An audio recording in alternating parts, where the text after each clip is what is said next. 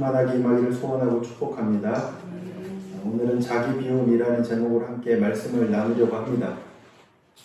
계속해서 우리가 예레미야 말씀을 살펴보고 있는데 이 예레미야 27장은 이 유다와 열방들을 향해서 하나님께서 예레미야를 통하여 선포하시는 말씀이죠. 하나님께서 바벨론 왕 느부갓네살을 세웠기 때문에 너희가 바벨론을 섬기라는 겁니다.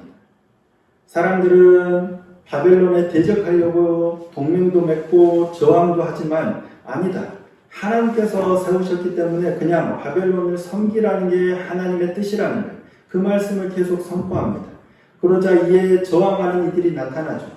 그러니까 아니다. 하나님께서 바벨론의 멍에를 꺾으셨기 때문에 이제 바벨론에서 곧 얼마 되지 않아서 사로잡혀갔던 이들도 돌아오게 되고 이렇게 약탈되어져 갔던 성전의 기물들도 다 다시금 회복될 거다라는 예언을 하는 이들이 나타났습니다. 가장 대표적인 이가 누구냐면 하나냐였어요. 그래서 예레미야 28장에서는 이 하나냐와의 갈등을 다룹니다. 결국에 이 하나냐는 하나님의 말씀이 아니라 자기 뜻대로 예언하다가 죽임을 당합니다. 하나님께서 치셔서 죽이시죠. 그리고 오늘 이 본문 우리가 함께 읽은 29장 말씀은 예레미야가 선포했던 그 말씀을 이제는 누구에게까지 전하냐면 포로로 끌려가 있는, 포로로 바벨론에 잡혀가서 공동체를 이루고 있는 그들에게도 편지를 써서 보내는 장면이 바로 오늘 본문입니다. 그러니까 포로로 바벨론에 사로잡혀가서 생활하고 있는 그들에게 보낸 편지와 그 내용이 바로 오늘 본문입니다. 그러니까 우리나라에서 나라를 잃고 포로로 사로잡혀가서 타국 땅에서 생활하고 있는, 타국 땅에서 포로로 생활하고 있는 이들에게 편지를 쓴다면 그들에게 어떤 내용을 써야 할까요? 통상적으로 우리가 그냥 상식적으로 생각해보면 고생하고 있다. 힘들게 너희들이 고통 가운데 있지만 낙심하지 마. 하나님께서 곧 조만간 이 나라를 해방시킬 건데 하나님께서 조만간 너희를 회복시키실 테니까 조금만 참아라.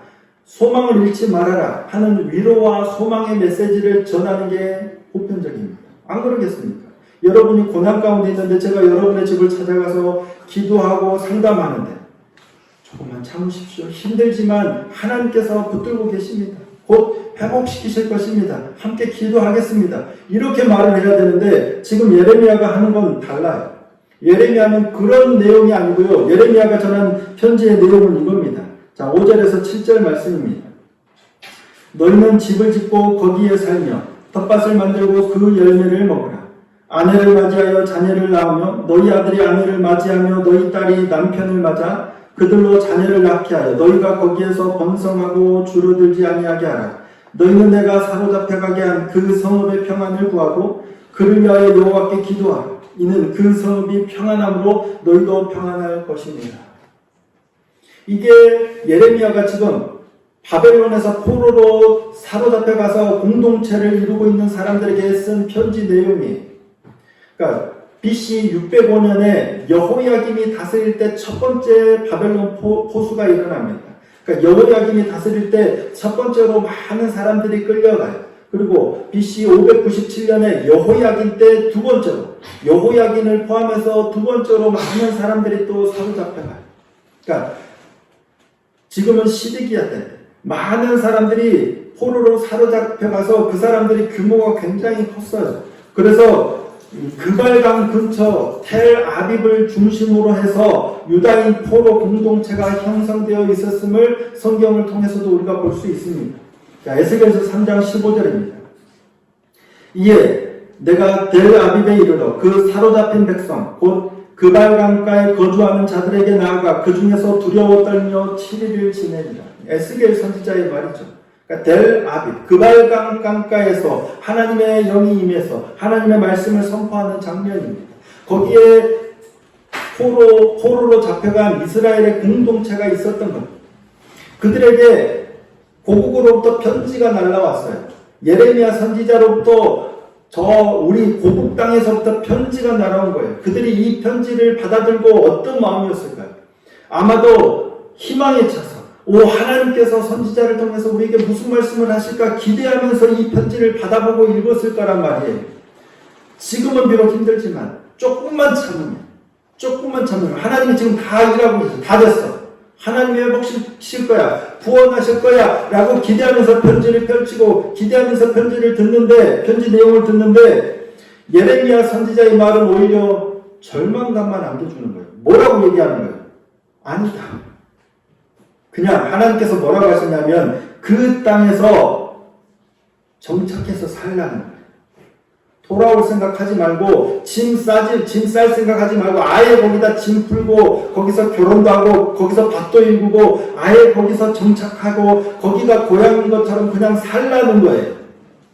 다 포기하고 고향도 있고 다 잊어버리고 포기하고 돌아올 생각하지 말고 살라는 거예요. 이런 말을 들었을 때 그 땅에 있던 사람들이 어떤 마음이 들까요? 예레미야의 말이 어떻게 들릴까요? 예레미야가 그들에게는 어떻게 보일까요? 선지자의 말이니까 우리가 따르겠습니다 할까요? 아니면 예레미야의 말이 아니다. 그는 하나님의 말을 전하는 게 아니다. 그는 그냥 매국노일 뿐이다. 바벨론에게 뭔 돈을 얼마나 받았는지 모르겠지만 느부갓네살에게 우리를 팔려고 이런 거짓 예언을 한다라고 오히려 예레미야를 매국노 취급하지 않았을까 싶습니다. 쉽게 받아들이지 않는 거예요. 그러니까 예레미야의 반대 예언을 하는 사람들이 많이 등장하는 거예요. 그게 자연스러운 현상이에요. 유다 땅에서는 하나냐가 나타나서 그렇죠. 예레미야는 아니다. 하나님은 그렇게 말씀하지 않으셨다. 하나님은 오히려 멍에를 꺾었다. 예레미야 목에서 나무 멍에를 꺾어버리면서 하나님이 곧 우리로 하여금 돌아오게 하실 거다라고 예언하는 일들이 일어나는 게 당연한 겁니다. 근데 하나님은 그런 게 아니라 유다에서 포로로 사로잡혀온 바벨론 땅 안에도 그런 거짓 선지자들이 있습니다. 자, 예레미야 29장 21절 말씀입니다. 만군의 여호와 이스라엘의 하나님께서 골라야의 아들 아합과 마아세야의 아들 시드기야에 대하여 이와 같이 말씀하시니라. 그들은 내 이름으로 너희에게 거짓을 예언한 자라. 보라, 내가 그들을 바벨론의 왕 느부갓네살의 손에 넘기리니 그가 너희 눈앞에서 그들을 죽일 것이라. 그러니까 지금 바벨론 땅 안에 있는 이들이 아합과 시드기야는 그 땅에서 지금 거짓으로 예언한 자들이에요. 그래서 하나님께서 그들을 벌할 거다라고 바벨론의 느부갓네살이 그들을 죽일 거다라고 말씀하시는 거예요. 그들만 있는 게 아니라 더 대표적인 사람이 있는데 누구냐면 느헬렘 사람 스마야라는 이가 있습니다. 이 사람은 예레미야의 편지를 받아보더니 오히려 거꾸로 예루살렘에 편지하면서 예레미야가 거짓말했다고 예레미야가 이 땅 사람들 막 현혹하고 막 선동했다라고 중상모략하는 편지를 예루살렘까지 보내는 사람입니다. 그로 인해서 하나님께서 스마야를 죽이겠다. 하나님께서 스마야의 자손들을 후손이 끊어질 것이라는 저주의 예언도 듣게 하십니다. 자, 예레미야 29장 32절 말씀입니다. 그러므로 여호와께서 이와 같이 말씀하시니라. 보라, 내가 느헬렘 사람 스마야와 그의 자손을 벌하리니 그가 나 여호와께 패역한 말을 하였기 때문이라. 이 백성 중에 살아남을 그의 자손이 하나도 없을 것이다. 내가 내 백성에게 행하려 하는 복된 일을 그가 보지 못하리라 하셨느니라. 이것은 여호와의 말씀입니다. 많아요. 포로로 사로잡혀간 그 땅에도 예레미야의 말을 대적하는 하나님의 말씀이 아닌데도 거짓으로 하나님의 말을 전하는 이들이 많아요. 왜냐하면 그것이 백성들이 바라는 바이기 때문이에요. 포로로 사로잡혀간 이들은 뭐냐면 우리가 빨리 여기서 벗어나기를 바라는 거예요. 그러니까 그런 바람에 기대어서 편승해서 거짓으로 예언하는 이들이 계속 끊이지 않고 일어나는 겁니다. 더군다나 당시 바벨론의 상황은 별로 좋지 않았어요. 바벨론의 정치적으로 어떤 영향을 받았는데 그게 뭐냐면 당시 바벨론 왕실에서는 이 큰 내분이 있었던 것 같아요.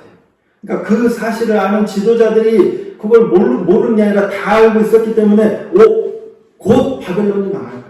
곧 우리는 여기서 바벨론이 망하면 북으로 돌아갈 수 있을 거야 라는 그런 얘기들이 낙관적인 얘기들이 많이 회자되고 있지 않았을까 싶어요. 그러니까 이런 거짓 선지자들이 계속 예언을 하는 거예요. 그런데 예레미야는 뭐라고 얘기하는 거예요? 아니다. 바벨론은 망하지 않아. 너희는 그 땅에 아예 정착해서 살아. 그리고 거짓 예언자들의 예언도 듣지 말라라고 예언을 하는 거예요. 왜 예레미야는 이처럼 줄기차게 이런 예언을 할까요? 백성들이 듣기도 싫어하고 백성들이 바라는 것과 반대되는 예언을, 심지어는 그런 예언을 하니까 당연히 예레미야를 미워할 뿐만 아니라 죽이려고까지 하는데도 예레미야는 왜 계속해서 이런 예언을 하는 걸까요? 이유가 뭡니까? 하나님의 말씀이기 때문입니다.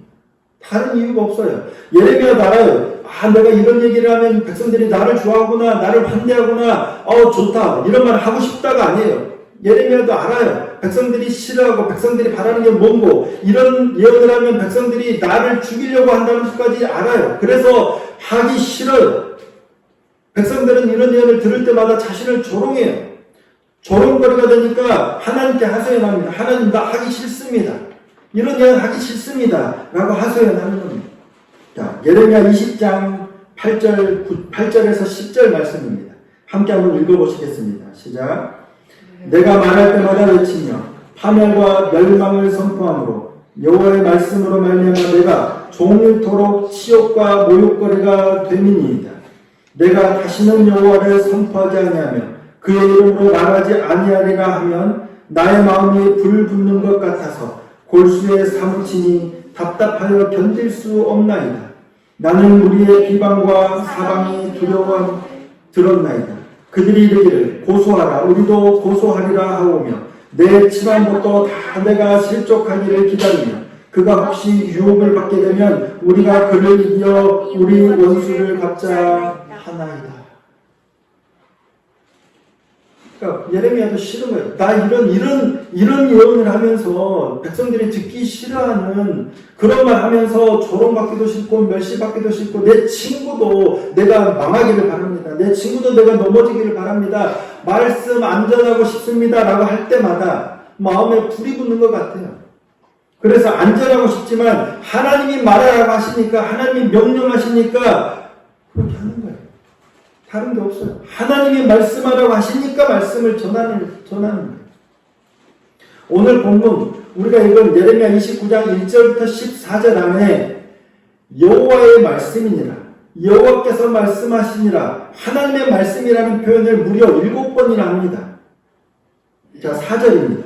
만군의 여호와 이스라엘의 하나님께서 말씀하시니라. 8절에도 만군의 여호와 이스라엘의 하나님께서 말씀하시니라. 9절 여호와의 말씀이니라. 10절 여호와께서 이와 같이 말씀하시니라. 11절 여호와의 말씀이니라. 14절 이곳은 여호와의 말씀이니라. 마지막에도 이것은 여호와의 말씀이니라. 14절에는 무려 2번이나 이것은 여호와의 말씀이니라 라고 얘기를 합니다. 예레미야가 이 말씀을 계속하면서 왜 이처럼 여호와의 말씀이니라, 여호와의 말씀이니라, 이것은 여호와의 말씀이니라 왜 계속 이렇게 말씀할까요? 하나님이 말씀하셨기 때문입니다. 신탁이죠. 이게 내 말이 아니고 하나님이 말씀하신 거예요. 선지자인 내 말이 아니고 하나님의 말씀임을 강조하기 위함입니다. 지금 하고 있는 예레미야 이 말이 하나님으로부터 나온 것임을, 하나님의 권위에 근거한 말씀임을 강조하기 위해서 이 말씀을 해요. 왜? 그만큼 혼탁한 시대니까요. 그만큼 절실하기 때문이에요. 안타까운 거예요.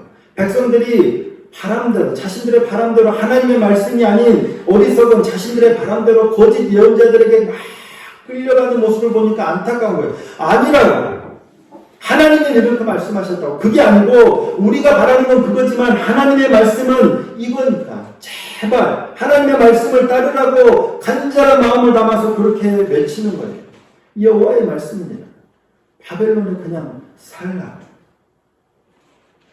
최근 동문 목사님 부부가 한번 찾아왔었습니다. 그제 한참 얘기를 하던 중에 이분들이 찾아온 목적을 그제서야 말씀하시는데 이유가 뭐냐면 한 선교단체, 그러니까 시대적인 상황을 운운하고 지금 뭐 코로나의 상황, 현 정부의 상황, 미국 뭐 어떤 대통령의 이야기들까지 하면서 시대를 분간해야 된다.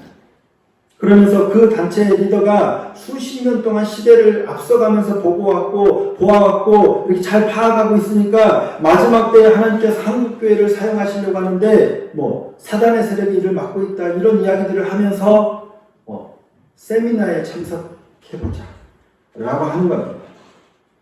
특히 코로나를 통해서 사람들을 통제하는 수단으로 사용하고 있다라는 말을 하는 거예요. 자신들의 통제 아래 두고 하나님을 섬기지 못하도록 종교를 탄압하고 교회를 발살하려고 하는 거다라는 얘기들을 하는 거예요. 어디서 많이 들어보던 얘기죠. 이처럼 시대가 혼란할 때 특히 이런 말들이 많아요. 이런 부류들이 오히려 극성입니다. 왜냐하면 그런 말이 우리를 현혹시키기 딱 좋기 때문이에요. 우리가 포로로 사로잡혀가 있으면 당연히 우리가 원하는 건 그런 거잖아요. 빨리 해방이 되는 거잖아요. 빨리 풀려나는 거잖아요. 시대가 혼탁하면 빨리 주님이 오시기를 바라는 게 우리 마음이에요. 그러니까 그런 것을 그런 사람들의 두려움을 이용해서 조장하는 겁니다. 이럴 때 어김없이 등장하는 표현이 뭐냐면 마지막 때가 왔다는 거예요. 마지막 때가 왔다. 진짜 마지막 때가 왔다. 수십 년 전에도 그랬고 어디 아프리카 선지자라는 사람도 막 진짜 마지막 때라면서 막 예언하는 영상들 막 유행했죠. 저는 보지는 않았지만 그 마지막 때가 2000년 전부터 지금까지 계속되어 오고 있네요. 마지막 때는 왔어요. 예수님이 이 땅에 오신 그때 하나님의 나라가 이미 왔다라고 예수님이 선포하셨어요. 그때로부터 이미 시작이 된 거예요. 하지만 여전히 지금도 마지막 때예요. 마지막 때인 것은 분명해요. 하지만 2000년 전부터 지금까지 늘 우리는 마지막 때를 살아가는 거예요. 이걸 잊으면 안 돼요. 하지만 지금만 마치 지금이 마지막 때가 지금 닥친 것처럼 막 얘기하는 분들은 오히려 조심해야 됩니다. 계속 마지막 때를 주님 오실 그날을 마지막 때인 것처럼 살아가야 하는 거예요. 언제 올지 아무도 몰라요. 아들도 몰라요. 아버지만 아세요. 그렇기 때문에 오늘이 그날인 것처럼 살아가야 하지만 지금까지는 아닌 것처럼 하다가 지금 일어나는 코로나나 이런 것들 보면서 진짜 마지막 때인 것처럼 조장하는 사람은 오히려 위험한 거예요. 주인이 언제 오실지 몰라 늘 깨어있는 자처럼 늘 깨어서 말씀 안에서 분별하며 살아야 하는 겁니다. 문제는 예레미야도 계속해서 여호와의 말씀이나 여호와께서 말씀하셨느니라 강조하고 또 강조하면서 말씀하지만 거짓 선지자들은 더하면 더했지 덜하지 않는다는 얘기예요. 하나님이 말씀하셨어. 마지막 때 하나님이 보여주셨어. 기도하는 가운데 하나님의 이름을 언급하면서 우리를 현혹한다는 얘기예요. 그런 메시지에 계속 노출되면 뭐예요? 꿈으로도 나타나요. 상황을 면밀히 분석해 봤는데 바벨론이 이제 곧 망할 것 같아. 내분이 일어났잖아. 곧 망할 거야. 곧 고국으로 돌아가게 하실 거야. 내가 꿈을 꿨는데 하나님께서 고국 땅을 보여주셨어. 돌아가는 꿈을 꾸게 하셨어. 그러면서 그런 예언을 하게 하는 겁니다. 어떤 이들은 거짓을 선포하면서 자신의 실제로 꿈을 꾸겠죠. 꿈도 꾸고 환상도 보고 이게 하나님의 뜻이다라고 예언을 하는 거예요. 하지만 하나님 뭐라고 말씀하셔요? 네가 꾼 그 꿈도 믿지 말라고 하시잖아요. 더 분별해야 합니다. 어떤 이들은 어쩌면 거짓을 선포하는 줄 알면서 선포하는 이들도 있을 거예요. 내가 이게 거짓말인지 뻔히 알면서도 백성을 속여서 이익을 취하기 위해서 거짓말을 하는 이들도 있어요. 하지만 제가 볼 때는 더 많은 이들이 그게 거짓인지 모르고 자기도 착각하여 하는 이들이 더 많지 않을까 싶습니다. 왜냐하면 내가 말씀을 읽었기에 내가 기도하면서 내가 꿈도 꿨기 때문에 이게 정말 하나님의 뜻이다 생각하면서 주장하는 이들이 얼마나 많을까. 나는 어떨까.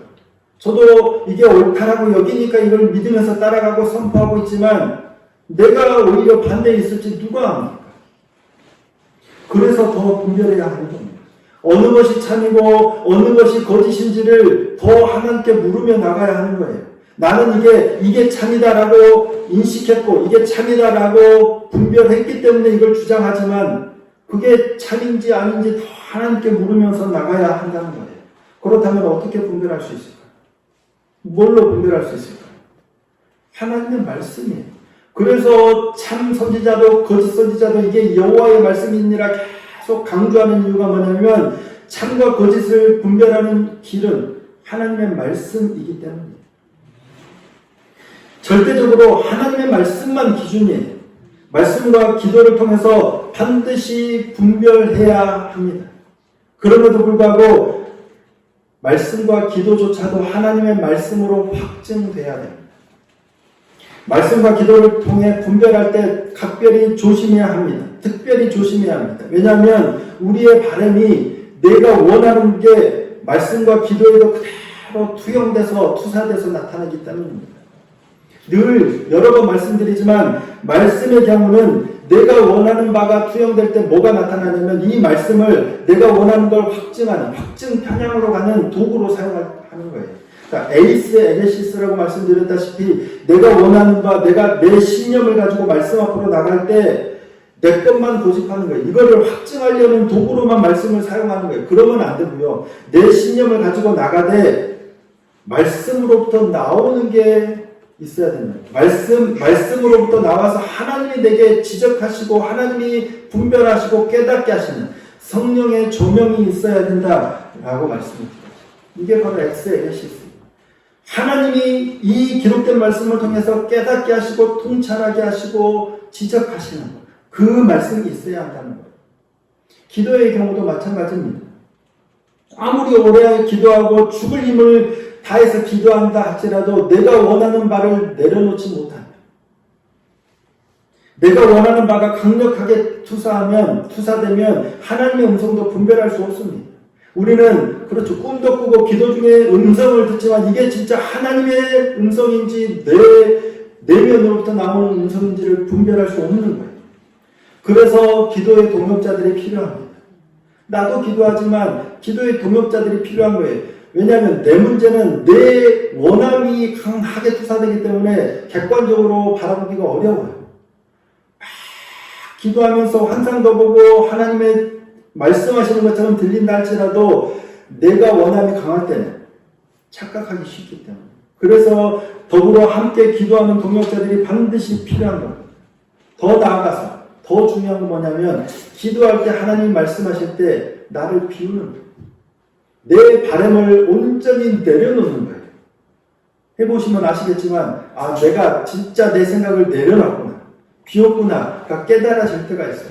나는 아니다고 하지만 여전히 내 원함에 사로잡혀 있을 때가 있지만 하나님이 만지시면 진짜 내 생각이 다 내려지는 거예요. 그리고 하나님의 뜻이 그대로 느껴지고 받아들여지는 때가 있습니다. 성령이 만지실 때죠. 말씀과 기도에서 정말 중요한 건 내가 비워지는 거예요. 내가 바라는 것, 내 강력한 바람이 비워지는 거예요. 그럴 때야 하나님의 뜻을 분별할 수 있게 되는 것 같습니다. 우리에게 주어진 정말 좋은 도구가 하나 있는데 내 뜻인지 내 바람인지 하나님의 뜻인지를 분별할 수 있는 좋은 도구가 있는데 뭐냐면 바로 제비뽑기입니다.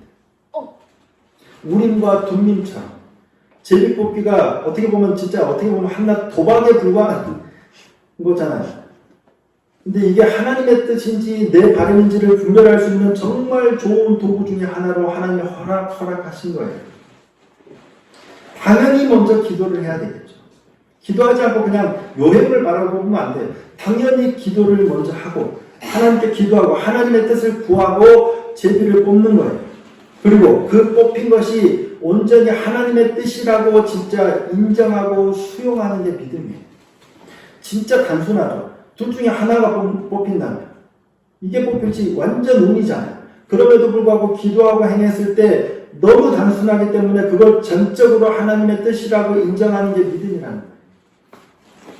가룟 유다의 빈자리를 채우기 위해서 전에 제비뽑기라는 제목으로도 말씀을 나눴지만 이 제자들이 제비를 뽑습니다. 12번째 사도의 자리를 비워둘 수 없다 해서 제비를 뽑아요. 근데 조건이 뭐냐면 요한의 세례로부터 올라가시기까지 함께 하면서 늘 함께 했으면서 부활의 증인이 될 사람 그들 중에 한 사람을 뽑자라고 후보를 내세우는데 2명의 후보자가 세워집니다. 자, 누구냐면 그들이 2사람을 내세우니 하나는 바사바라고도 하고 별명은 유수도라고 하는 요셉이요 하나는 마띠아라. 한 사람은 요셉이고 한 사람은 마띠아예요. 성경이 사도행전이 이렇게 기록을 하고 있어요. 누가 더 유력한 자 같아요? 똑같이 2명을 천거해요. 똑같은 조건을 가진 사람인데 2명을 천거하는데 요셉이라는 사람은 뭐예요? 뭐라고 해요? 바사바라고도 하고 별명은 유수도라고 해요.